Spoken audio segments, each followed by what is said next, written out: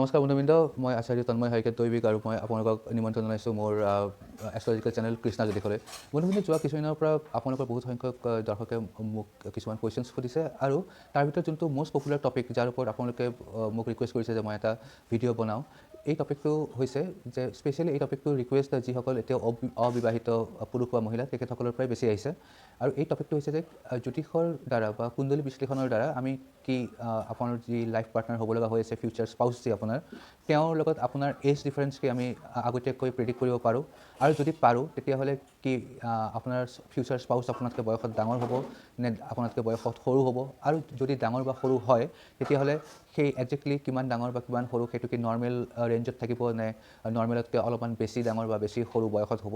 এই গোটেইবোৰ বস্তু আমি আপোনালোকৰ কুণ্ডলী বিশ্লেষণৰ জৰিয়তে আমি নিৰ্ধাৰণ কৰিব পাৰোঁ, প্ৰেডিক্ট কৰিব পাৰোঁ। আৰু তাৰ বাবে বিভিন্ন পদ্ধতি আছে, গতিকে টেকনিকেলিটিত মই নাযাওঁ। মই আজিৰ যোনটো টপিক আছে এই টপিকটোৰ ওপৰতে আমি কনফাইন থাকিম যে কুণ্ডলী বিশ্লেষণৰ দ্বাৰা কেনেকৈ আগতীয়াকৈ ফিউচাৰ স্পাউচৰ এজ বা আপোনাৰ লগত আপোনাৰ ফিউচাৰ হ'বলগীয়া যি স্পাউচ বা আপোনাৰ জীৱনসংগী হয় তেখেতৰ লগত আপোনাৰ বয়সৰ পাৰ্থক্য আমি কেনেদৰে আপোনাৰ কুণ্ডলী বিশ্লেষণৰ দ্বাৰা প্ৰেডিক্ট কৰিব পাৰোঁ। গতিকে বন্ধু, ভিডিঅ'ৰ ডিটেইলত যোৱাৰ আগতে মই আপোনালোকক এটা ৰিকুৱেষ্ট কৰিব বিচাৰিম যে আপোনালোকে যদি এতিয়াও এই চেনেলটো ছাবস্ক্ৰাইব কৰা নাই তেতিয়াহ'লে কাইণ্ডলি চেনেলটো ছাবস্ক্ৰাইব কৰি ল'ব। আৰু যদি ভিডিঅ'টো ভাল লাগে তেতিয়াহ'লে অনুগ্ৰহ কৰিম যে আপোনালোকে ভিডিঅ'টো লাইক কৰিব আৰু আপোনাৰ বন্ধু বান্ধৱ, আপোনাৰ ফেমিলি মেম্বাৰৰ লগত বা আপোনাৰ যদি কোনোবা গ্ৰুপ আছে সেই গ্ৰুপত আপুনি এই ভিডিঅ'টো শ্বেয়াৰ কৰিব। যদি আপোনালোকে মোৰ পৰা পাৰ্চনেল কনচালটেশ্যন ল'ব বিচাৰে বা মোক ব্যক্তিগতভাৱে মোৰ লগত পৰামৰ্শ ল'বলৈ আপোনালোকে যদি ইচ্ছুক, তেতিয়াহ'লে আপোনালোকে মোক ফোন বা হোৱাটছআপ যোগে আপোনালোকে মোক কণ্টেক্ট কৰিব পাৰিব। মোৰ ফোন বা হোৱাটছআপ নম্বৰ একেই নম্বৰটো হৈছে 9717100241। আকৌ এবাৰ কৈছোঁ 9717100241। অসমীয়াত কৈ দিছোঁ 9717100241। ইয়াৰ বাহিৰেও আপোনালোকে যদি ইমেইল যোগে মোৰ লগত কণ্টেক্ট কৰিব বিচাৰে তেতিয়াহ'লে মোৰ ইমেইল আইডিটো হ'ল krishnajyotish@gmail.com।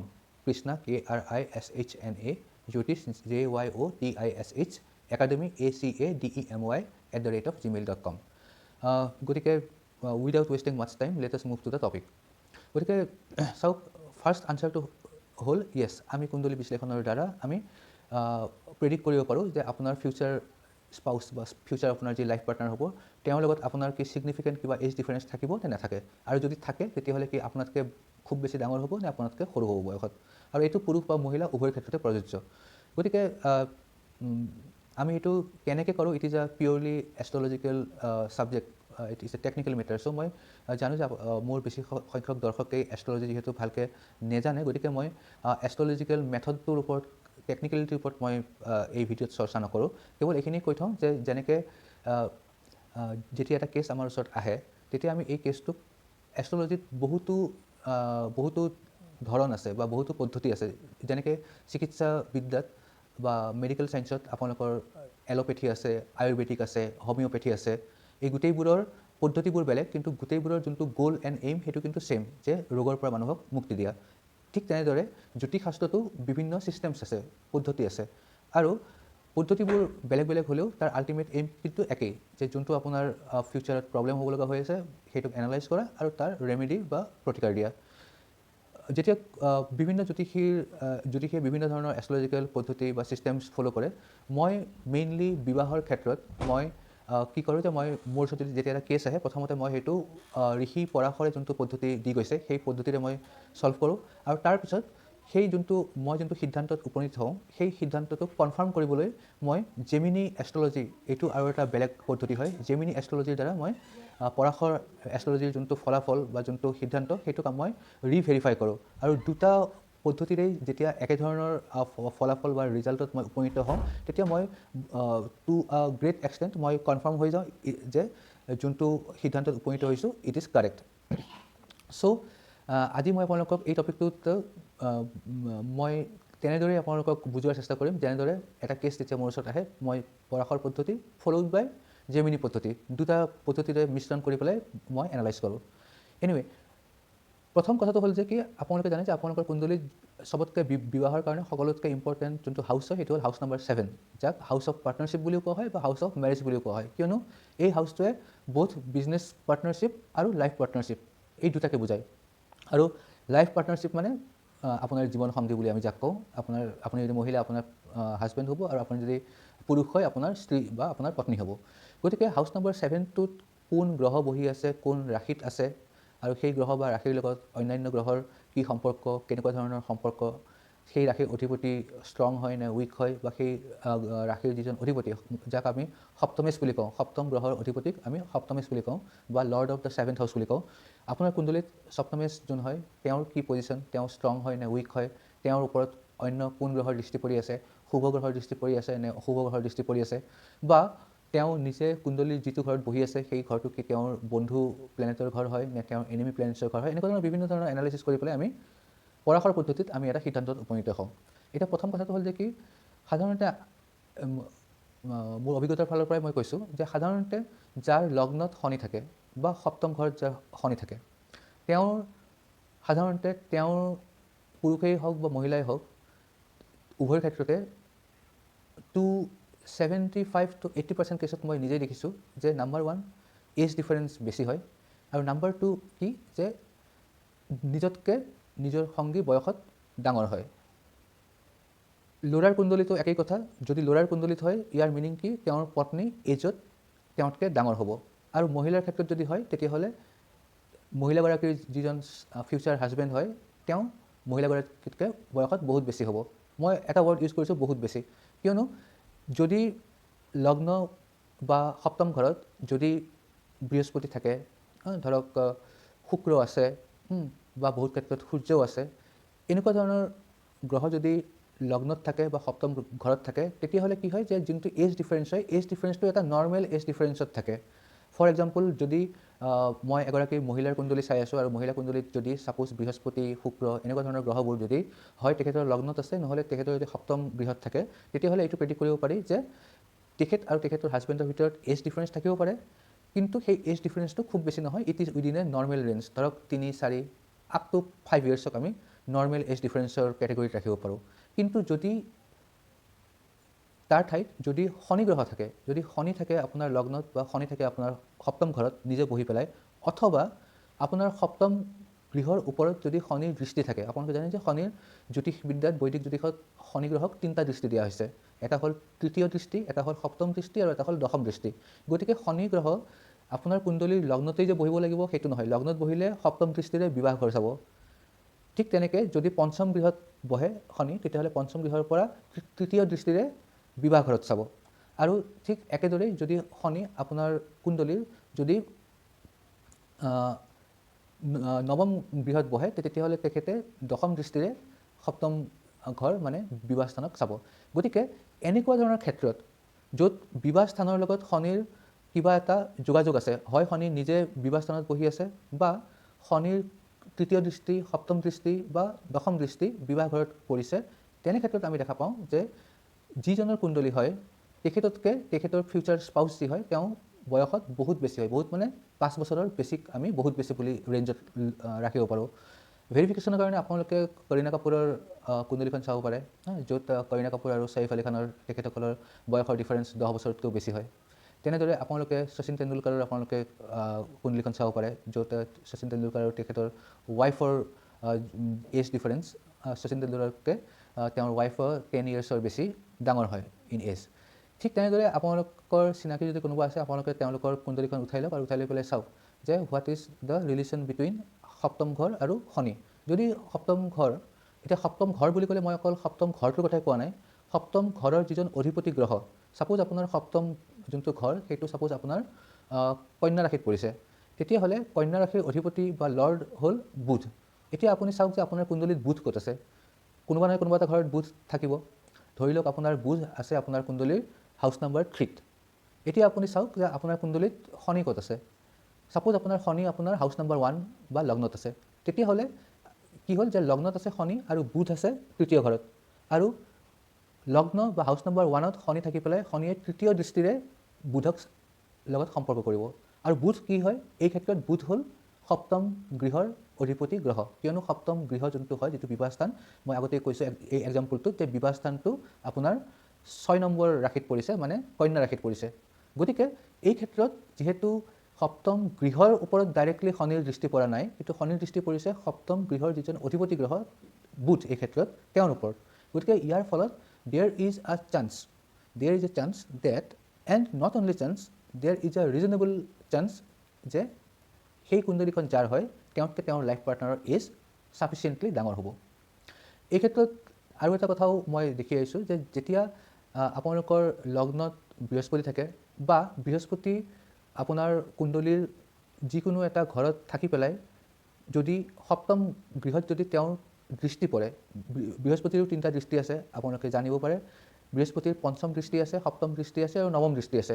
গতিকে যেতিয়া ধৰক বৃহস্পতি যেতিয়া লগ্নত থাকে তেতিয়া সপ্তম দৃষ্টিৰে বিবাহস্থান চাব। বৃহস্পতি যেতিয়া আপোনাৰ কুণ্ডলীৰ তৃতীয় স্থানত থাকিব তাৰ পৰা তেওঁ পঞ্চম দৃষ্টিৰে তেওঁ বিবাহস্থান চাব।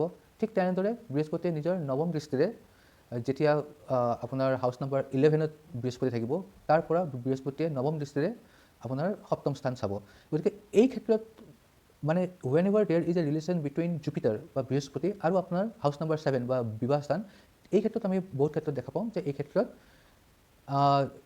আপোনাৰ আৰু আপোনাৰ যিজন স্পাউচ, ফিউচাৰ স্পাউচ, তেখেতৰ এজ ডিফাৰেঞ্চ খুব বেছি এটা নহ'ব পাৰে, মানে it will B within the normal range, আপোনাৰ 4 বছৰ 5 বছৰৰ বেছি এজ ডিফাৰেঞ্চ নাথাকিব। কিন্তু আপোনাৰ স্পাউচ হয়তো আপোনাৰ গুৰু বা টিচাৰ বা গুৰু তুল্য হ'ব পাৰে। বহুত ক্ষেত্ৰত মই দেখা পাইছোঁ যে এনেকুৱা ক্ষেত্ৰত ফৰ এক্সাম্পল মোৰে বহুত ক্লায়েণ্ট আছে য'ত হাজবেণ্ড এণ্ড ৱাইফ এতিয়াতো হাজবেণ্ড এণ্ড ৱাইফ, কিন্তু এসময়ত তেওঁলোকৰ ভিতৰত যোনটো ৰিলেশ্যন সেইটো টিচাৰ আৰু ষ্টুডেণ্ট টাইপৰ আছিলে।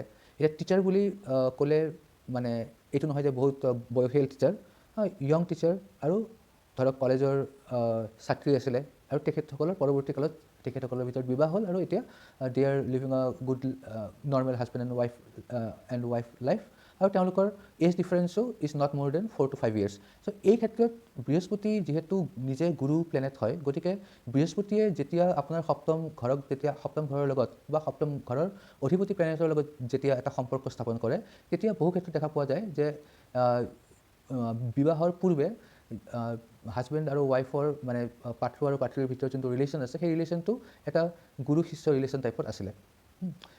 এতিয়া যিধৰণে শনি গ্ৰহ, যাক সাধাৰণতে বৃদ্ধ গ্ৰহ বুলি ধৰা হয়, তেখেতে যেতিয়া সপ্তম ঘৰ বা সপ্তম ঘৰৰ অধিপতিৰ লগত যেতিয়া এটা সম্পৰ্ক কৰে তেতিয়া যেনেকৈ দুইজনৰ ভিতৰতে এজ ডিফাৰেঞ্চটো নৰ্মেলতকৈ বেছি হয়, ঠিক একেধৰণে যদি শনিৰ ঠাইত যদি বুধ বা চন্দ্ৰ থাকে তেতিয়াহ'লে it means that there is a chance যে আপোনাতকৈ আপোনাৰ ফিউচাৰ পাৰ্টনাৰ, লাইফ পাৰ্টনাৰ বয়সত সৰু হ'ব। যদি ল'ৰাৰ কুণ্ডলী চাই আছোঁ আৰু যদি ল'ৰাৰ কুণ্ডলীত দেখা গৈছে যে সপ্তম গৃহ বা সপ্তম গৃহৰ অধিপতি গ্ৰহৰ লগত বুধ বা চন্দ্ৰৰ কিবা ধৰণৰ ৰিলেশ্যন আছে, এই ৰিলেশ্যন দৃষ্টিও হ'ব পাৰে, একেলগে জুতি বান্ধিও থাকিব পাৰে, যিকোনো ধৰণৰ ৰিলেশ্যনশ্বিপ হ'ব পাৰে। কিন্তু যদি কিবা এটা ৰিলেশ্যন আছে তেতিয়াহ'লে সেই ল'ৰাজনৰ ৱাইফ তেওঁতকৈ সৰু হ'ব বয়সত। আৰু যদি এই একেই কথা যদি মই কোনো মহিলাৰ কুণ্ডলীত দেখা পাওঁ তেতিয়াহ'লে এইটো প্ৰেডিক্ট কৰিব পাৰি যে there is a chance, in fact there is a good chance যে সেইগৰাকী মহিলাই নিজতকৈ কম বয়সৰ কোনোবা ল'ৰাক বিয়া কৰাব। গতিকে এইটো নট অনলি ফ্ৰম বুকছ বাট মোৰ যোৱা 15 yearsৰ মোৰ যি অভিজ্ঞতা, বহুত কুণ্ডলী চাই পেলাই যোনটো মোৰ এটা অভিজ্ঞতা, সেই অভিজ্ঞতাৰ ফালৰ পৰাই মই কৈছোঁ যে বহু ক্ষেত্ৰত এই যিবোৰ বস্তু আছে এই বস্তুবোৰ কুণ্ডলী চাই পেলাই আগতীয়াকৈ কৈ দিব পাৰি যে আপোনালোকৰ ভিতৰত যোনটো এজ ডিফাৰেঞ্চ হ'ব, নাম্বাৰ 1 এই এজ ডিফাৰেঞ্চটো কি নৰ্মেল ৰেঞ্জতে থাকিব, মানে 3, 4, 5 বছৰলৈকে থাকিব, নে আপোনাৰ এটা যোনটো মানে নৰ্মেলতকৈ অলপ বেছি, ধৰক 8 বছৰ 10 বছৰ 15 বছৰ এনেকুৱা ধৰণৰ এজ ডিফাৰেঞ্চ থাকিব, নে মানে ডাঙৰেই হওক বা সৰুৱে হওক সেইটো নৰ্মেল ৰেঞ্জৰ বাহিৰত থাকিব। এইটো কুণ্ডলী চাই পেলাই ক'ব পাৰি। এইটো পৰাশৰৰ যোনটো ছিষ্টেম আমি ফ'ল' কৰোঁ, এই ছিষ্টেমতে এই ধৰণে আমি এতিয়া আৰু কিছুমান বেলেগ প্লেচমেণ্টটো আছে যিবোৰ মই ইয়াতে যদি ক'বলৈ যাওঁ এই ভিডিঅ'টো আপোনালোকে বুজিও নাপাব আৰু আননেচেচাৰিলি বহুত দীঘল হৈ যাব, গতিকে মই স্কিপ কৰিছোঁ। আৰু যেতিয়া এটা সিদ্ধান্তত উপনীত হওঁ ফ'ল'য়িং ঋষি পৰাশৰ ছিষ্টেম, তাৰপিছত আমি যোনটো অন্য যোনটো পদ্ধতি সেই পদ্ধতিৰে আমি মিলাই চাওঁ। তাত এটা যোনটো আমি ইম্পৰ্টেণ্ট এটা ফেক্টৰ আছে যাক আমি দুৱাৰ কাৰকা বুলি কওঁ আৰু আত্মকাৰকা বুলি কওঁ। দুৱাৰ কাৰকা আৰু আত্মকাৰকা এই দুটাই জেমিনি এষ্ট্ৰলজিৰ অংশ হয়। গতিকে আমি জেমিনি এষ্ট্ৰলজি প্ৰয়োগ কৰি পেলাই আমি পৰাশৰৰ এষ্ট্ৰলজি ফ'ল' কৰি পেলাই যোনটো সিদ্ধান্তত উপনীত হৈছোঁ সেইটোক আমি ৰিভেৰিফাই কৰোঁ বা কনফাৰ্ম কৰোঁ। ইয়াতে দ্বাৰকাৰকা প্লেনেট আপোনাৰ চাৰ্টত সেইজন প্লেনেট হয় যিজনৰ ডিগ্ৰী চবতকৈ কম, আৰু আত্মকাৰকা প্লেনেট সেইজন হয় যিজনৰ ডিগ্ৰী সকলো গ্ৰহতকৈ বেছি। গতিকে দ্বাৰকাৰকা প্লেনেট যোনটো হয়, দ্বাৰকাৰকা প্লেনেটৰ যদি সপ্তম গৃহৰ লগত যদি সম্পৰ্ক থাকে, তেতিয়া কি ধৰণৰ সম্পৰ্ক আছে এইবোৰ আকৌ টেকনিকেল কথা। মুঠতে এইটো আপোনালোকক চিম্পলি ক'ব পাৰোঁ যে দ্বাৰকাৰকা যিজন প্লেনেট হয় সেই প্লেনেটৰ লগত যদি শনি অথবা ৰাহু, স্পেচিয়েলি শনিৰ যদি সম্পৰ্ক থাকে দ্বাৰকাৰকাৰ, তেতিয়াহ'লে ক'ব পাৰি যে তেওঁৰ লাইফ পাৰ্টনাৰ তেওঁতকৈ এজতকৈ বেছি হ'ব, আৰু সেই বেছিটো নৰ্মেল ৰেঞ্জতকৈ বেছি হ'ব। চিমিলাৰলি যদি দ্বাৰকাৰকাৰ যিজন প্লেনেট হয় তেওঁৰ যদি চন্দ্ৰ বা বুধৰ লগত কানেকশ্যন থাকে, তেতিয়াহ'লে কি হয় যে তেওঁতকৈ দৰকাৰতকৈ বেছি সৰু হ'ব এজত। আৰু যদি দ্বাৰকাৰকা প্লেনেটৰ লগত যদি অন্য গ্ৰহবোৰ যেনেকৈ বৃহস্পতি হ'ব পাৰে, শুক্ৰ হ'ব পাৰে, বা আপোনাৰ সূৰ্য হ'ব পাৰে, এনেকুৱা প্লেনেটৰ লগত যদি দ্বাৰকাৰকা প্লেনেটৰ যদি এটা সম্পৰ্ক থাকে আপোনাৰ কুণ্ডলীত, তেতিয়াহ'লে ক'ব পাৰি যে আপোনাৰ আৰু আপোনাৰ ৱাইফৰ যোনটো বা আপোনাৰ হাজবেণ্ডৰ যোনটো age difference, it will be normal age difference. কোনো ধৰণৰ অস্বাভাৱিকতা বা আননেচাৰেল এজ ডিফাৰেঞ্চ ইয়াত নাথাকে। ইয়াতে ৰাহু আৰু কেতুৰ সপ্তম ঘৰৰ লগত বা সপ্তম গৃহৰ অধিপতিৰ লগত যোনটো সম্পৰ্ক আছে, সেই সম্পৰ্কটো কিন্তু আমি ইয়াৰ লগত এনালাইজ কৰি চাওঁ। যদি কাৰোবাৰ কুণ্ডলীত দেখা যায় যে তেওঁৰ কুণ্ডলীৰ সপ্তম গৃহত ৰাহু বহি আছে, বা ৰাহু লগ্নত বহি পেলাই সপ্তম গৃহক চাই আছে সপ্তম দৃষ্টিৰে, অথবা যদি আমি এইটো দেখা পাওঁ যে কেতু বহি আছে সপ্তম গৃহত আৰু ৰাহু বহি আছে লগ্নত, চ' সপ্তম গৃহত আইদাৰ ৰাহুৱে বহক বা কেতুৱে বহক, বেছিভাগ ক্ষেত্ৰত যদি ৰাহু থাকে আপোনাৰ সপ্তম গৃহত, তেতিয়াহ'লে কি হয় যে এই ক্ষেত্ৰত আমি দেখা পাওঁ যে যিখন বিয়া হ'ব, বিয়াখন নৰ্মেল বিয়া নহ'ব, এটা অস্বাভাৱিক টাইপৰ এটা বিয়া হ'ব, which is not considered to be usual. যেনেকৈ ধৰক পলাই গৈ পেলাই বিয়া কৰালে, বা the marriage has happen between different religion বা ডিফাৰেণ্ট কাষ্ট। মানে ৰাহু হ'ল এটা rebellious planet. Rahu does not want to follow' the establish custom of the society. গতিকে ৰাহুৱে সদায় সমাজত যিবোৰ ৰীতি নীতি নিয়ম চলি আছে এইবোৰ মানিব নিবিচাৰে। গতিকে বেছিভাগ বিয়াৰ ক্ষেত্ৰতে য'তেই এটা ইউজুৱেলতকৈ এটা বেলেগ ধৰণে বিয়া হয়, যেনেকৈ ধৰক পলাই গৈ বিয়া কৰালে, কোৰ্টত গৈ বিয়া কৰালে, মাক বাপেকৰ ইচ্ছা বা সমাজৰ ৰীতি নীতিৰ এগেইনষ্টে গৈ পেলাই বিয়া কৰালে, নিজৰ কাষ্টৰ বাহিৰত গৈ বিয়া কৰালে, নিজৰ ৰিলিজনৰ বাহিৰত গৈ বিয়া কৰালে, আনকি যদি ফৰেনাৰক বিয়া কৰায়, এইসকল লোকৰ আপুনি যদি কুণ্ডলী যদি ভালকৈ চাই, আপোনালোকে দেখা পাব যে সপ্তম ঘৰৰ লগত ৰাহুৰ কিবা এটা কানেকশ্যন আছে। হয় ৰাহু নিজে সপ্তম ঘৰত বহি আছে, অথবা ৰাহু সপ্তম ঘৰত নাই, কিন্তু ৰাহুৱে সপ্তম ঘৰৰ ওপৰত নিজৰ পঞ্চম দৃষ্টি, সপ্তম দৃষ্টি বা নৱম দৃষ্টিৰে সপ্তম ঘৰক প্ৰভাৱিত কৰিছে। অথবা সপ্তম ঘৰৰ যিজন অধিপতি গ্ৰহ, তেওঁৰ লগত যদি ৰাহুৰ যুতি থাকে বা সেইজন গ্ৰহৰ ওপৰত যদি ৰাহুৰ দৃষ্টি থাকে, তেতিয়াও এই ধৰণৰ অস্বাভাৱিক মানে কি, which is not very common, সেই বিবাহত কিবা এটা নহয় কিবা এটা আনইউজুৱেলনেছ থাকিব। এই ধৰণৰ বিবাহ আমি প্ৰেডিক্ট কৰিব পাৰোঁ যেতিয়া আমি ৰাহু আৰু কেতু এক্সিছ ষ্টাডি কৰোঁ with reference two your marriage. গতিকে মই আৰু দীঘল কৰিব বিচৰা নাই, কাৰণ অলৰেডি 20 মিনিটছ হৈ গ'ল। গতিকে ইয়াৰ বাহিৰেও আৰু চাওক, এইটো ইমান সৰু টপিকো নহয় যোনটো এটা ভিডিঅ'তে মই আপোনালোকক গোটেইখিনি বুজাব পাৰিম। গতিকে বিকজ আপোনালোকৰ বহুতেই মোক এই একেটা প্ৰশ্নই সুধি আছিলে যে আপোনালোকৰ যে ফিউচাৰ লাইফ পাৰ্টনাৰ হ'ব, গতিকে আপোনাৰ লাইফ পাৰ্টনাৰৰ বিষয়ে আপোনালোকে জানিব বিচাৰিছিলে যে বয়স কি আপোনাতকৈ ডাঙৰ হ'ব নে সৰু হ'ব, কোনটো ডাইৰেকশ্যনৰ পৰা হ'ব, ইষ্ট ৱেষ্ট নৰ্থ ছাউথ, কোনফালৰ পৰা হ'ব, কেনেকুৱা ধৰণৰ চাকৰি কৰা হ'ব, নে বিজনেছ কৰা হ'ব, নে তেওঁৰ উপাৰ্জনৰ আয়ৰ স্ৰোত কি হ'ব, এই ধৰণৰ কুৱেশ্যনছ যিবোৰ আপোনালোকে মোক প্ৰায়ে সুধি থাকে, ইয়াৰে এটা টপিক আজি মই এই ভিডিঅ'ৰ যোগে মই ডিছকাছ কৰিলোঁ, যোনটো এজ ৰিলেটেড। আশা কৰোঁ অহা কেইদিনমানৰ পিছত মই আৰু এটা ভিডিঅ' বনাম য'ত মই ডিছকাছ কৰিম যে আপোনালোকে আপোনাৰ কুণ্ডলী বিশ্লেষণৰ দ্বাৰা আপোনালোকৰ ফিউচাৰ স্পাউচৰ কেৰিয়াৰৰ সম্বন্ধে বা তেওঁৰ যোনটো জীৱিকা সেই বিষয়ে আপোনালোকে কেনেকৈ প্ৰেডিক্ট কৰিব পাৰে আগতীয়াকৈ। গতিকে যদি ভিডিঅ'টো ভাল লাগিল, ইউজফুল হ'ল, তেতিয়াহ'লে আপোনালোকে নিশ্চয় এই ভিডিঅ'টো লাইক কৰক, শ্বেয়াৰ কৰক, আৰু অৱশ্যেই যদি আপোনালোকে এতিয়ালৈকে মোৰ এই চেনেলটো ছাবস্ক্ৰাইব কৰা নাই, please considering subscribing my channel. So' I'll see you in another video in future, hopefully very soon. So till then, take care and bye bye.